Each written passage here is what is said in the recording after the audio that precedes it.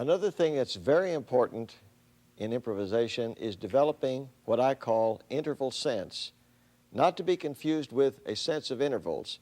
A sense of intervals is when you strike one note and then another note and you're able to name the distance that the second note is from the first. That's not what I mean in this case.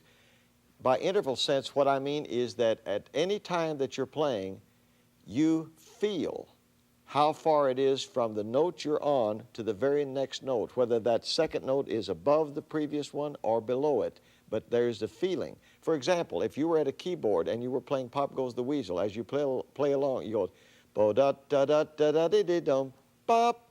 There is a feeling of how far that is, and it's only by experimenting, by trying to guess, by trying to go with your feelings as to how far it is that you develop this ability. You will do one of three things when you attempt to do this. You will either judge the right distance to the next note, or you will fall short of it, or you will go beyond it. And as you continue to do this and make mistakes, you will find that the same kind of mistake prevails in a great number of cases. That is, when you miss, it will usually be the same way, that you didn't go far enough to the next note or you went too far. And you'll correct this within yourself. And as you keep doing it, you will finally get better and better, that you will begin to judge the proper distance. And when you feel that it's so far to the second note and put your fingers on that note and that's the right note, you will have gained what I call the ability to have interval sense. Very important.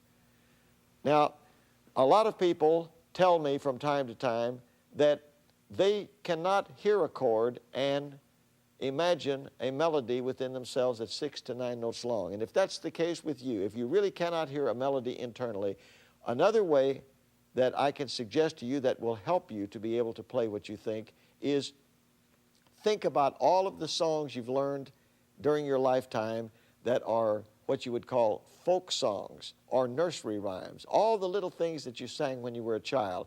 You know those very well in your mind. You've always known those. Try to play those on the guitar. Start in the key of C. Start in the low positions and try to play these songs. When it's possible, try to play them an octave higher or an octave lower. I'll give you an example. For example, Oh Susanna in the key of C. I'm thinking about it and it would come out like this.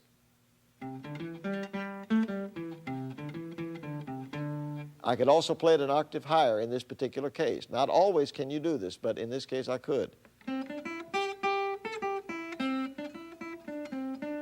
Now the beauty of this is, because you already know these songs and have known them all your life, when you make a mistake and didn't employ the proper interval sense and you went to the wrong place, you went too high or too low to go to the next note, you will know it immediately because you already know that song. So do focus on this point of learning and work with these nursery rhymes and these folk songs. How long do you stay with these? Until you can play them, until you can play all of these songs accurately. Don't embellish them, don't smear or slide or anything. Just play each note exactly as it's supposed to be. And start in the key of C and learn all of these songs in the key of C. Move up into other positions of the key of C and continue to learn them, and then learn in other keys. I suggest that as points of learning that you learn things after the key of C in the key of 1 sharp and 1 flat, and then 2 sharps and 2 flats, and so on until you've mastered all 7 sharps and 7 flats.